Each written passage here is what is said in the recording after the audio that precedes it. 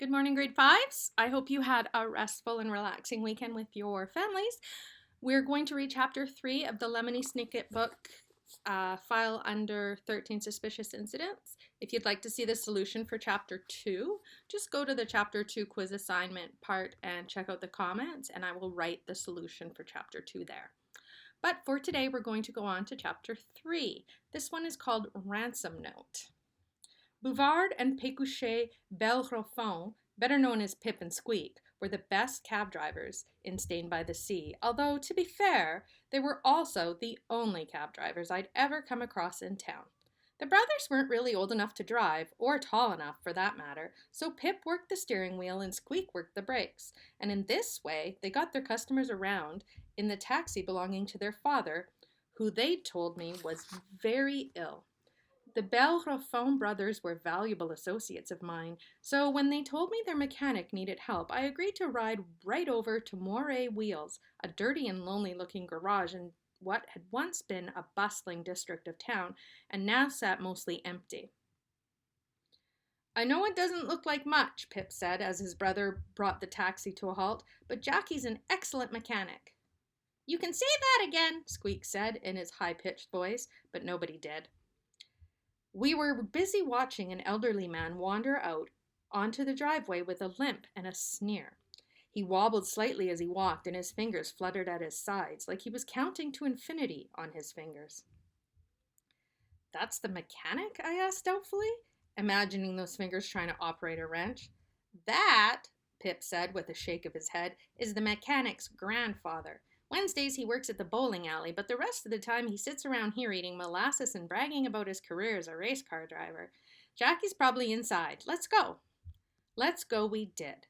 The brothers led me in a curve around the old man and then into the garage that felt like a birthday party for mechanical parts, with tires and bumpers, drinking gasoline punch, and stacks of tools and equipment nibbling on grease and talking together on the floor. There was no sign of Jackie or anyone else, but in the middle of the place was a car I recognized. "What's wrong with Cleo Knight's dilemma?" I asked. "Miss Knight is an associate of mine, and her automobile has always been top of the line. You wouldn't believe some of the stunts that car has pulled." A figure rolled itself out from under the shiny automobile, and someone about my age sat up and nodded at all of us. "Even something top of the line bottoms out once in a while," the mechanic said. "She just needs a little tune-up, that's all. Is this the Guy brothers?" "This is the guy," Squeak squeaked. Jackie gave me a quick, frowny glance. "He doesn't look so tough." "He's plenty tough," Pip said. "I need someone very tough," Jackie said. "Do you need someone who can hear what you say, even when he's standing right here?" I asked. Jackie gave me an apologetic smile. "It's nothing personal," the mechanic said. "I just have some terrible trouble on my hands." "Trouble is like grease," I said with a nod at Jackie's jumpsuit. "If you have it on you, you'll probably get it on everyone nearby." "Pip and Squeak said you're a good in a jam," Jackie said. "Depends on the jam," I said. "They say you're brave." "Brave is what they call you until it doesn't work," I said. "Then they call you beaten. But you don't want to hear my story. You want to tell me yours." Jackie sighed and sat down on a stack of tires. "My dog's gone." Squeak gasped. "Not Lysistrata! She's the best watchdog I've ever seen." "Loudest bark this side of the Mortmain Mountains," Jackie said with pride. "But someone swiped her last night and left this note for me taped to Dilemma's windshield." The mechanic took a sheet of paper out of a dirty pocket, and we all leaned in to see. "If you ever want to see your dog alive again, bring a complete set of Dugga drills to 1300 Blotted Boulevard at midnight tonight. Be sensible. Come alone. Yours sincerely, the person who kidnapped your dog." "Dugga makes the best drills money can buy," Jackie said, "but I'd give anything to have my dog back." "Who knows you have such valuable tools?" I asked. The mechanic pointed to a corner where there was a bright red case marked Dugga. "Anyone who comes by," Jackie said. "But what I can't figure out is how a stranger got my Lysistrata to come with them. And where they're hiding her now. She'd be barking like crazy, but I rode around all morning and heard nothing." "Did you go by the hairdryer emporium?" Pip asked. "That's probably the loudest place in Stained by the Sea. The kidnapper could be hiding her there." I'm not from around here, I reminded the Belle Raffin. Who runs the hairdryer emporium? Hal Hairdryer, said Squeak. You've probably seen him out in front of his brother's place, Hairdryer Salamis. He has a funny hat and two very serious arms. But that place closed up a couple of weeks ago, Jackie said inside. If he's the kidnapper, I don't know where we'd find him. Running a loud business isn't reason enough to call him a kidnapper, I said. The best way to find out who took Lysistrata is to catch them red-handed when you bring them the ransom. Will you come with me tonight, Snicket? The mechanic gestured to a motorcycle waiting by the door. I'll put the drills in the saddlebag and pick you up at the Lost Arms around 11. We'll get there early and you can hide yourself. That way we can get my dog back and catch whoever did it. Blotted Boulevard will sure be spooky at that hour, Pip said, reminding me of a time we'd been out there together, chasing a villain named Hangfire. We'll come with you, too. No, Jackie said, the kidnappers would notice your taxi. The note said to come alone. I looked at the note again. Be sensible was something my chaperone, Theodora, said all the time, but like the case of Dugga drills, this was something plenty of people had noticed. You kids get out of here, the voice came from the doorway where Jackie's grandfather was leaning with a jar of molasses in one hand and, in the other, a jar of molasses. His voice was sticky and slurry because his mouth was either full of molasses or empty of teeth or both. They're friends, Grandpa. They're keeping you from your work, the old man said, spitting a brown glop onto the floor. That night girl's going to get very impatient. I told you 1,000 times, Jackie said. You're not going to take over this job for me. You could at least let me deliver it, splurred the old man. That car deserves to have a driver like me. After all, I competed in the Magritte Derby. That was 37 years ago, Jackie said patiently, and you came in 38th. I'll deliver it myself, thank you. You can't drive a dilemma. You don't have the reflexes like a professional like me. Your hands shake from too much sugar, Jackie said, and your ears ring constantly from the bowling alley. I like ringing ears, the old man cried. It is better to dive into a shark tank than into a family argument.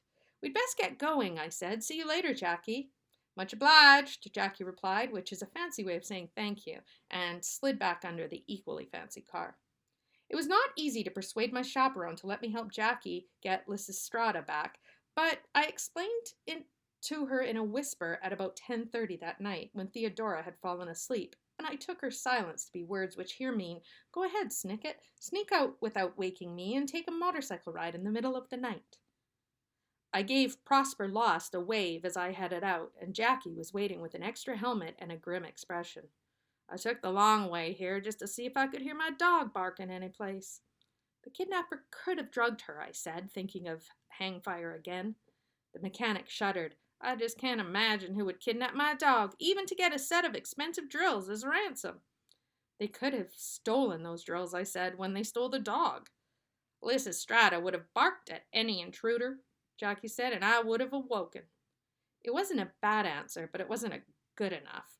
Just like my list of suspects, Hangfire was associated with Blotted Boulevard. Hal Hairdryer ran a loud establishment suitable for hiding a loud dog. Theodora liked the word sensible. Not a bad list, but it didn't feel good enough. I probably do not need to tell you that young people should not be riding around on motorcycles, even if the driver is a skilled mechanic with an extra helmet, and even if there's a sort of magical terror to feeling the night air rushing in your face and the engine whining underneath you. I hung on tight to Jackie's shoulders and tried to decide if I was more scared than excited, or more excited than scared. I decided it was a tie. We arrived early at Blotted Boulevard, as planned, and stood for a moment together on the silent, empty block. I hid behind a pile of rubble that looked like it had once been a newsstand, and Jackie stood beneath a flickering streetlight and waited. I waited too. We kept waiting, and then we kept at it. Both of us waited for almost 2 hours. Even in my hiding place, I felt like a target, or an animal soon to become prey. I don't know what Jackie felt like, out there where anyone could see, but if anyone saw, nobody came forward. We spent 2 late hours waiting for nothing, and finally the mechanic came to fetch me. Nobody showed, Jackie said. I thought nobody would, I admitted, but it didn't hurt to be sure. Well, you're a good sport to help me, Jackie said. I'll take you back to your hotel. I shook my head. Let's ride around for a while, I said. Jackie smiled. You like a joyride? Joyride is a word for driving around just for fun, but I'd had enough excitement for one evening and said so. But joyriding is the whole reason for your dog's disappearance. I think the kidnappers had his fun by now, and I'm sure Lysistrata will be returned to you.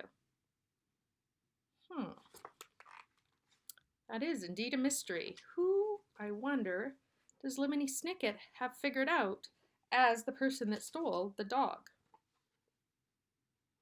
He named the few people. Then, of course, there's Grandpa. And I guess Jackie. And Squeak and Pip. I don't know. I guess you'll share your thoughts with me when you answer the questions of the quiz. Now, remember again, it's only called a quiz because it's more fun putting in answers when it's in the quiz format than in a different format. I might change it up a little bit this week so that it's more like the wellness survey, but at the same time, sometimes it's kind of fun to call things a quiz and take multiple choice and see the right answers. At any rate, everybody, I miss you lots. I hope you're doing well, and I hope to see you on our Google Meet. Bye for now.